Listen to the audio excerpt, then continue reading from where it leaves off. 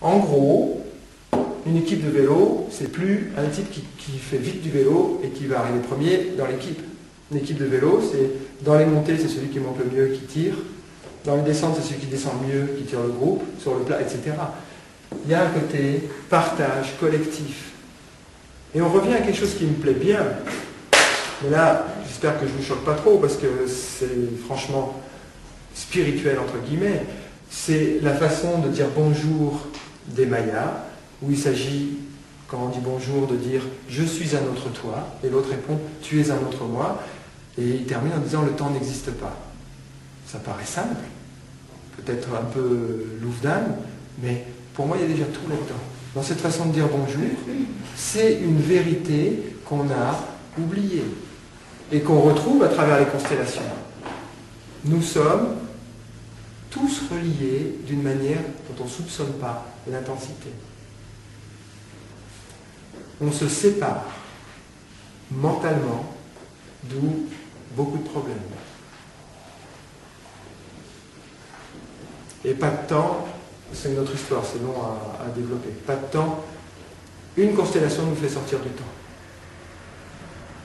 C'est un peu bizarre ce que je fais, parce que je vous parle de choses qui normalement doivent se vivre et pas se parler. Mais j'espère arriver à cerner à peu près la chose. Est-ce qu'au point où j'en suis, il y a des questions?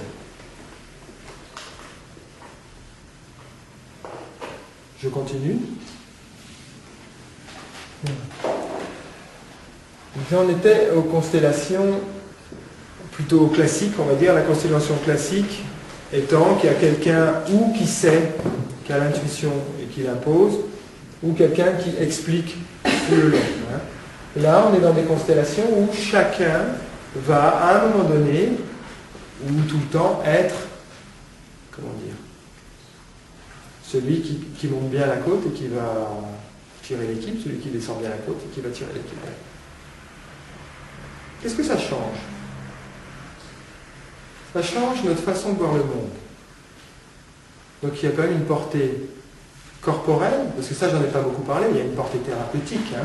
Je vais peut-être parler de la portée thérapeutique, parce que là moi je m'enflamme pour le côté spirituel, mais je vais peut-être poser les choses sur le côté thérapeutique. Tout ça c'est un problème de mémoire. Qu'est-ce qu'on travaille? On travaille de mémoire.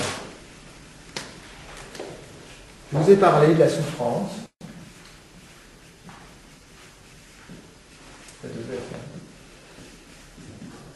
En opposition à la profondeur.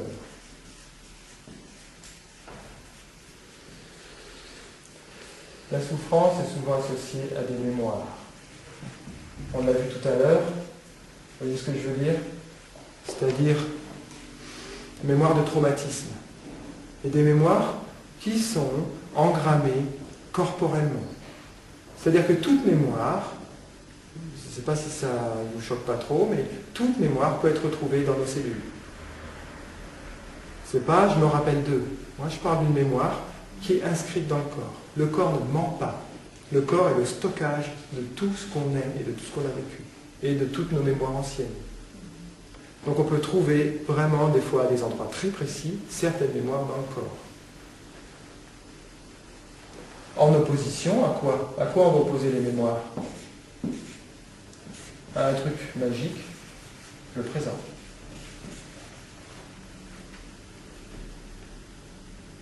Dans le présent, il n'y a pas de problème. Et là, ça me fait partir sur des... Je préfère... je vous le dis comme ça, c'est un peu facile, parce que j'ai pas trop envie de me développer. Ça me ferait partir sur des longs trucs, mais dans le présent, il n'y a pas de problème. Ici et maintenant, tout est parfait. Le problème, il est là. Ici, maintenant, tout est. Et souvent, en constellation, on a, pour nettoyer ça, besoin de ça. L'intérêt d'une constellation, c'est qu'on fait émerger des mémoires. Et elles ne tardent pas à émerger, c'est ça qui est impressionnant. Il suffit de demander et poum, ça arrive. Quand ces mémoires émergent, qu'est-ce qu'on en fait? On ne se contente pas, comme dans certaines thérapies, on ne se contente pas de les vivre. L'intérêt, c'est de les nettoyer avec ça. Autrement, ça n'a aucun intérêt. On revient à l'histoire de la boulangère. C'est-à-dire que là, l'histoire de la boulangère, je vous la raconte. C'est une petite fille à qui ses parents disent « Va t'acheter des bonbons chez la boulangère, tu peux même te prendre un croissant si tu veux. » Elle arrive chez la boulangère lui dit « Non, j'ai ni bonbons, ni croissant, j'ai que des coups de fouet. » La petite fille part en courant, et le lendemain, elle recommence. Elle va chez la boulangère, et alors, la boulangère n'a toujours pas de bonbons, alors qu'à la boulangerie, normalement, on trouve des bonbons. Et toute sa vie, enfin, j'exagère déjà, mais toute sa jeunesse, elle va acheter des bonbons et elle les a jamais parce que la boulangère lui dit « j'ai que des coups de fouet ». Et tous les matins, elle passe quand même devant une épicerie où il y a marqué « ici, vente de croissants et de bonbons ». Mais comme c'est chez la boulangère qu'il faut acheter des croissants et des bonbons, elle continue à se faire rejeter là. Ça, c'est la mémoire. Et le présent, c'est l'épicerie. On est bloqué par des mémoires alors que dans le présent, il y a tout. Est-ce que je le développe ou vous me suivez là? Sans ça, on ne peut pas nettoyer ça. Hein. Le présent, c'est l'éternité. Si on est vraiment dans le présent, il n'y a plus de temps. Et c'est ce truc-là, c'est ce présent-là, qui, dans les constellations, on en a besoin. On travaille aussi dans le présent. On ne se contente pas de faire revenir ça. On mélange ça et ça. Là, c'est magique.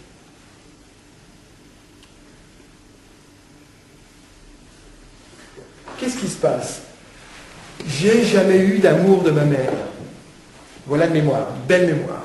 D'accord? J'ai jamais eu d'amour de ma mère. Je suis dans une pièce en train de faire un travail avec quelqu'un qui représente ma mère, et même si cette personne qui représente ma mère est prête à me donner de l'amour, non, c'est pas possible, j'ai jamais eu d'amour de ma mère. Mais tais-toi, je te donne de l'amour. Non, non, c'est pas possible, j'ai jamais eu d'amour de ma mère.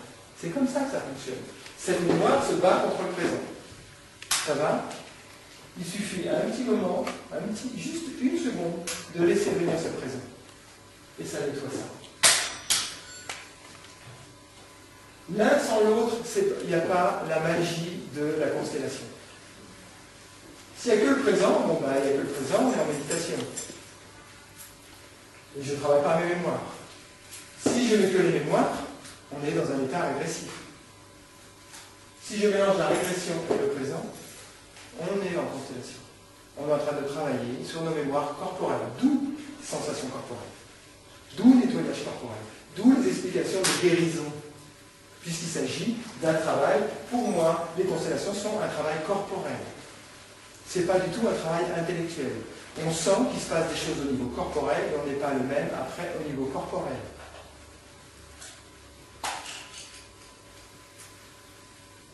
Donc il ne s'agit pas en fait d'une pièce de théâtre, ça n'a rien à voir avec une pièce de théâtre. Il s'agit d'un travail corporel. Et avec cette explication, on peut comprendre comment c'est corporel. C'est-à-dire que les mémoires corporelles commencent à bouger et le présent travaille dessus. Ce qui fait que je sens des choses, des fois très étonnantes. Pour moi, un vrai changement, c'est face à une situation, j'ai des sensations désagréables. D'accord? Si face à la même situation, après, j'ai des sensations agréables, ça, c'est un changement. C'est pas j'ai compris la situation, je ferai ci, je ferai ça. Le vrai changement, c'est notre corps qui le dit. Donc, travail corporel. Ça va? Je ne sais plus pourquoi j'étais parti dessus, mais c'est pas grave. Si, pour parler du côté technique, hein, c'était pour parler du côté technique qui pouvait, effectivement, les constellations provoquent des changements très profonds, corporellement et dans notre vie. Et des fois, c'est même à se demander comment ça se fait. Exemple, ça le fait aussi dans l'arbre psychogénéalogique, hein, mais en constellation, c'est encore plus net. Exemple, il se passe quelque chose en constellation par rapport à ma famille, donc des gens qui ne sont pas là, qui sont représentés. Et, bizarre, je sors ma constellation, ces gens-là réagissent différemment. Ça peut être expliqué d'une manière psychologique, c'est-à-dire si moi je change mon point de vue sur une situation, les gens en face sont obligés de changer leur aussi.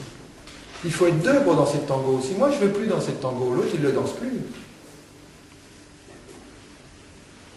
Ça, c'est la manière psychologique. Après, il y a une manière beaucoup plus bizarre, c'est-à-dire même les gens que je n'ai même pas vus. Combien j'ai d'exemples de... Je travaille quelque chose, ben, bon, j'étais fâché avec mon frère, il m'a appelé. Alors que... Donc il y a quelque chose qui change dans cet inconscient collectif. On travaille sur cet inconscient collectif. C'est impressionnant. Jusqu'où ça va, ça peut être très impressionnant. Et ça nous oblige quelque part à travailler sur nos peurs, parce qu'on aimerait bien rester à la surface, et ça c'est très rassurant. Mais le problème de la peur, c'est que c'est l'ennemi juré d'un truc qu'on appelle amour. Alors on peut s'amuser à vivre toute sa vie dans la peur, pas de problème, mais on rate tout. Ça me fait penser à une petite histoire que raconte Ia, un copain chaman, qui dit, il y a un hôtel où il y a différentes chambres. Il y a les chambres de la peur. Et les chambres de la peur, elles ne sont pas chères. Tu peux discuter le prix. Et puis il y a aussi la chambre de l'amour inconditionnel. Ou de l'amour divin, ou appelez-le comme vous voulez, mais vous voyez de quoi je veux parler. Mais celle-là, elle est hyper chère. Parce qu'il faut tout donner. Mais n'empêche que si on vous pose la question, quelle chambre vous voulez payer?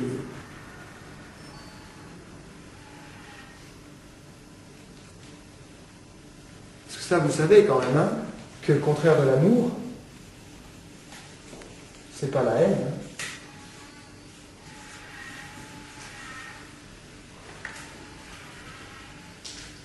C'est la peur. Donc quelque part, ces constellations peuvent nous amener beaucoup plus loin que simplement un travail psychologique. Voilà où je voulais en venir. Et personnellement, c'est ça qui m'intéresse.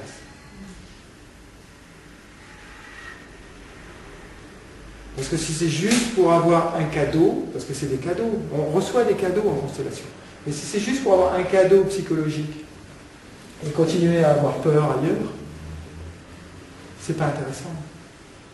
Ce qui est intéressant en constellation, c'est d'abord de toucher du doigt, autrement qu'intellectuellement, le fait qu'on soit tous reliés. Parce qu'une fois qu'on a fait une constellation, on ne peut plus tricher avec ça. On ne peut plus faire comme si on était « Ah, lui, c'est son problème, c'est pas mon problème », et tous ces trucs-là.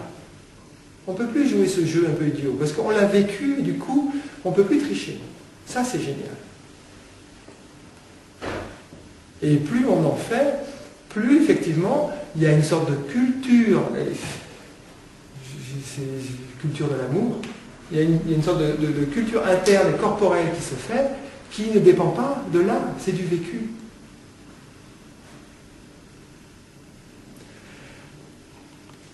On ne s'imagine pas les dégâts au niveau, par exemple, je reviens aux constellations familiales, hein, on ne s'imagine pas les dégâts qu'on fait autour de nous, donc je parle parents-enfants surtout, quand on n'est pas dans sa profondeur. Le nombre de constellations où on voit la souffrance occasionnée tout simplement parce qu'en tant que parent, je ne suis pas dans ma profondeur. Je suis un père qui rit et qui ne veut pas aller dans là où ça, il faut qu'il assure tout le temps, qui est toujours dans ma superficialité. J'ai l'impression que je limite les dégâts, mais je ne limite pas les dégâts. Je suis faux. Et on n'imagine pas les implications de souffrance sur les enfants que ça fait. Et on fait ça depuis des siècles. Depuis des siècles, on en met des couches.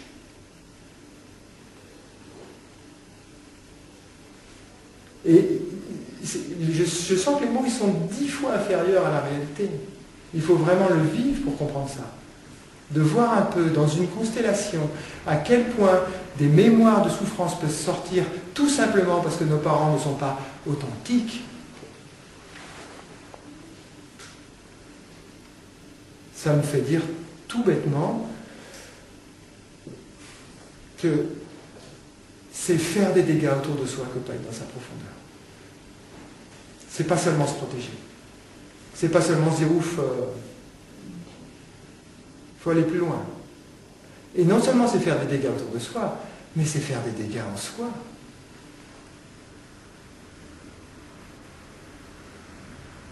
Ça va? Voilà, le discours il est un peu différent du discours constellation-thérapie. Ça reste une thérapie, on est bien d'accord. Mais ce n'est pas le plus important. Le plus important, je pense, c'est de se réaligner. C'est de se réaligner avec cette profondeur.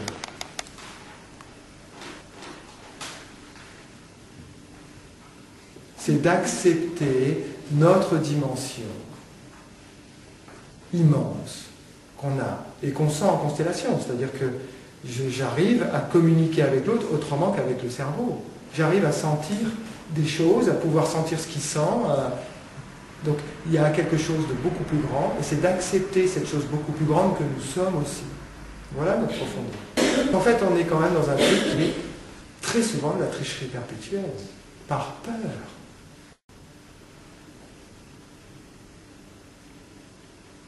À notre soif de lumière, on s'abreuve de clinquant.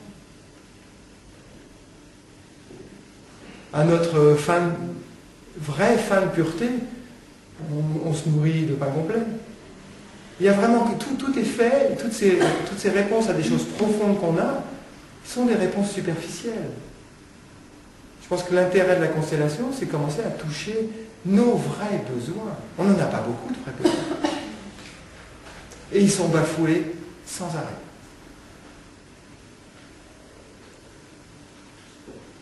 Donc, ça sert à ça, ces mémoires, de descendre profondément, corporellement, dans nos vrais besoins, et d'un point de vue thérapeutique, bien sûr, de les nourrir. Le présent les nourrit. Mon vrai besoin, c'est d'être reconnu comme un être humain unique. Ça fait partie des rares vrais besoins dont on a besoin. Qu'on a. Donc là, le présent peut venir nourrir ce vrai besoin. Mon vrai besoin, c'est de me sentir protégé. Là, on revient à des besoins archaïques qu'on a en nous, qui ont été blessés, mais quasiment chez tout le monde. Et ils ont été blessés, je me répète, quitte à être gaga, ils ont été blessés par manque de profondeur. Quand on est en accord avec sa profondeur, on ne blesse pas à ce niveau-là. Ça, vous n'êtes pas obligé de me croire sur parole, il faut faire des constellations pour le vérifier. Mais... d'un autre côté, c'est d'une simplicité enfantine. C'est un côté chouette quand même. Parce qu'on est tous dans il faudrait faire ci, il faudrait se respecter les uns les autres, il faudrait respecter la planète, il faudrait faire ci. On peut faire une liste comme ça. Et bien, on la résume en une phrase. Être dans votre profondeur. Et toute cette liste, elle marche. C'est quand même... il y a un côté chouette, ça simplifie vraiment le truc. C'est une voie royale. Les constellations, c'est une voie royale pour toucher ça du doigt et voir même... si on peut mettre tout dedans, pas que le doigt. Ça va? Donc côté psychologique, retrouver des mémoires, les nettoyer, donc des mémoires traumatistes qui font que je répète. On a parlé de la personne en retard, mais il y a 10 000 façons de répéter. On peut même, au niveau mémoire, ça peut être des maladies, pas que des comportements. Comportements, maladies, j'arrive jamais à faire un couple, etc. etc. Toute problématique répétitive, à partir du moment où je suis dans une répétition, dans quelque chose qui dure, on est là-dedans. C'est-à-dire c'est un processus qui tourne. Donc l'intérêt, il est thérapeutique de le nettoyer, mais je dis que ce n'est pas l'intérêt le plus important, parce qu'il y a d'autres thérapeutiques qui peuvent servir aussi à ça. Alors que ce truc-là, d'arriver à sentir cette énergie, d'arriver à sentir notre profondeur, c'est quand même bien typique des constellations. On peut dire ce qu'on veut avant une constellation, une fois qu'on en a fait une, c'est plus dur. C'est plus dur, parce qu'on l'a vécu.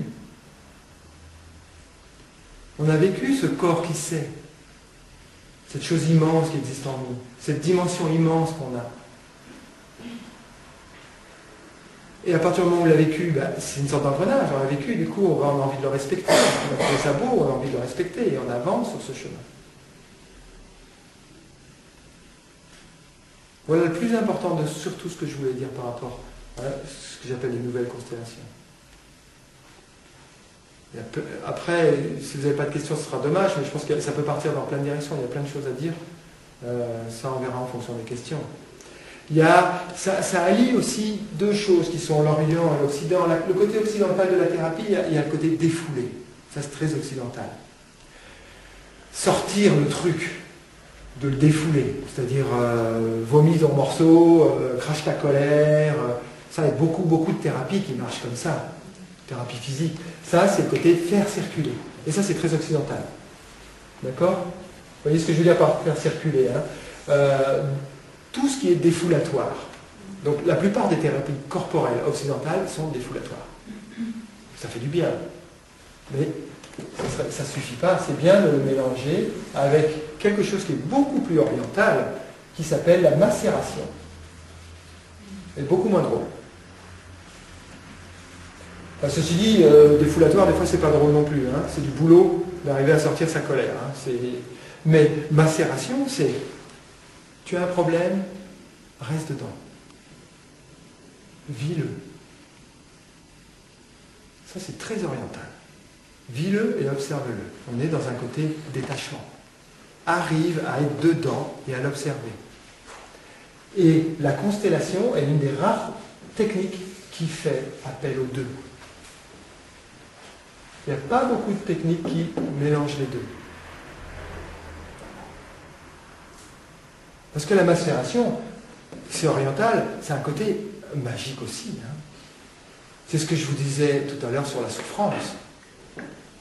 Si tu fuis pas ta souffrance, elle est là pour t'aider. Ta souffrance, elle vient pour te rappeler. C'est un maître. Comme on a très peu de maîtres, ben la souffrance vient les remplacer. Elle vient te rappeler à ta profondeur. Et tant que tu fuis la souffrance, elle reviendra. Donc cette macération, c'est à côté aussi. Il y a circuler et macérer. Et dans les constellations, on jongle de l'un à l'autre.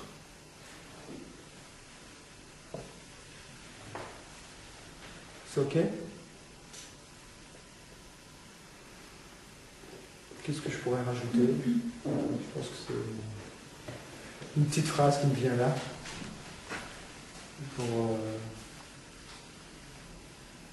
Juste pour confirmer que je ne sais rien, c'est que cette profondeur, qu'est-ce qui est la plus petite particule? La plus petite particule de l'humanité, c'est la joie. La chose la plus élémentaire. Et il y a une phrase de Bobin qui dit que, justement, dans l'univers, la particule la plus élémentaire, c'est la joie. Et cette joie s'assombrit chaque fois que quelqu'un croit savoir quelque chose. Et chaque fois que quelqu'un se prend pour quelqu'un. Ça me parle beaucoup. Ça me parle beaucoup parce que là, on revient à cette notion du travail, hein, de ne pas se prendre pour quelqu'un comme ça ou pour quelqu'un comme ça, de mélanger les deux et de s'apercevoir qu'on est juste une immensité.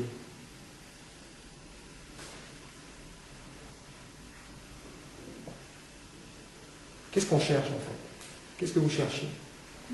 Pourquoi vous êtes venu ici? Qu'est-ce que vous cherchez vraiment? Est-ce que vous cherchez seulement des informations? Est-ce que vous êtes venu chercher juste 2-3 informations et rentrer chez vous comme vous étiez avant? Surtout, rien changer, juste avoir 2-3 informations en plus, mais que ça touche à rien ailleurs? Ou est-ce que vous avez envie que quand vous faites quelque chose, ça change votre vie?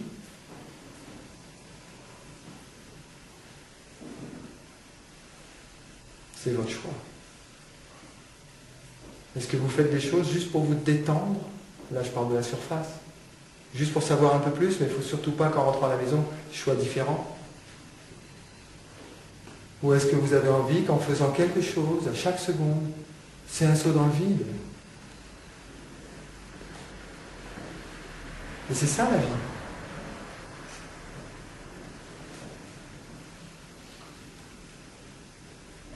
Donc là, la question, je vous la pose sincèrement. De quoi vous aviez envie? De quoi vous avez envie maintenant? Quand vous venez ici? C'est pur hasard que vous soyez là ce soir.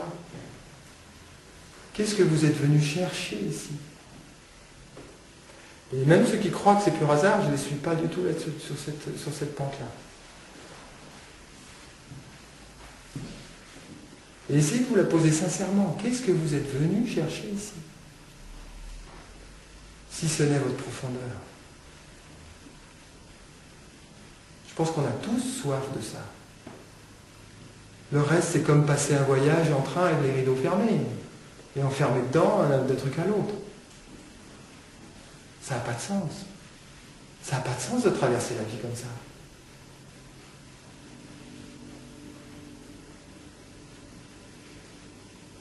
Ça va?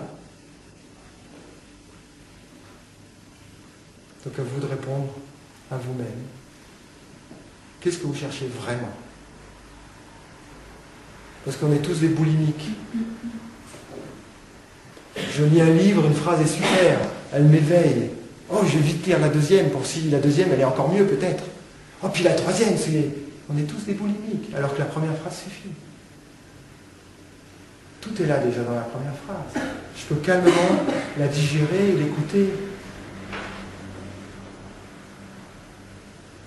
Et quand je vous parle, peut-être tout était déjà là aussi dans la première phrase. Oui. Je pensais justement. Oui. C'est pareil. Il me semble que c'était... Je vais vous parler de la souffrance et de la profondeur. Tout était là. Je cherchais de quoi j'allais vous parler et j'ai dit la souffrance et la profondeur. Cette boulimie, c'est quoi cette boulimie? C'est encore un refus de la profondeur. Et on a été éduqués, et on s'éduque, parce que, attention, il n'y a pas de responsable, ce n'est pas les autres, et nous, on est des pauvres victimes. Et on s'éduque à fuir la profondeur sans cesse. Et bien, tant qu'on fera ça, heureusement qu'il y a les constellations. Parce que les constellations, c'est un gentil coup de pied aux fesses pour aller vers la profondeur. Ceux qui en ont déjà fait peuvent le confirmer. Voilà.